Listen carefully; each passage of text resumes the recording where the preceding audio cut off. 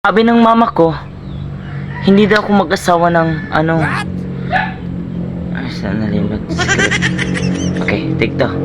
Sabi ng mama ko, dapat ganang isog dyan ba? Sabi ng mama ko, hindi daw ako mag-asawa ng maaga. Kasi, napagdisinan sa sabi ng mama ko, hindi daw ako mag-asawa ng maaga. Kaya nagdesisyonan ko, napagdesisyonan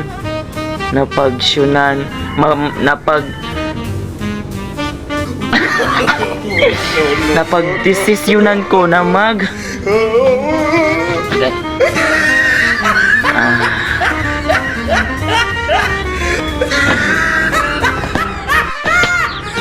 magbakla na lang. Pulbos. He tried it. Kapuya, magbayo to eh. Putang ina.